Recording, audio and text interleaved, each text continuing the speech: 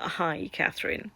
I watched your interview on GB News, and as ever, I find it incredulous that anybody gives you a platform to speak about anything. You see, as you're talking about how terrible Bridget Phillipson is, I'm old enough to remember you having a meeting with her, you coming out, writing an article for The Spectator about it, which was then completely debunked by the State Education Office as a bit of a lie. In fact, they have on record that you were quite deranged in that interview.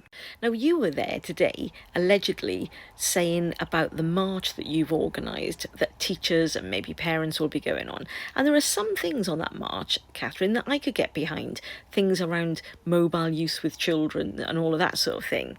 But when you actually look at everything that people are marching for, there's a lot that I really don't agree with. So it's going to be interesting to see the scope of the people on that march, like the home educators, apparently, according to you, are going to be out in force because they're across the Bridget Phillipson wants to regulate homeschooling a little bit more, because God forbid that we keep children safe when they're at home, isn't it, Catherine? What I found particularly interesting, though, Catherine, was that actually your biggest annoyance was the fact that Phillipson doesn't listen to you. That seemed to be it. You claim that she's not meeting with any leaders, yet there is countless evidence out there now of quite how many teachers and head teachers Phillipson meets with. But she doesn't meet with you regularly, and that's what you find so difficult to understand, isn't it?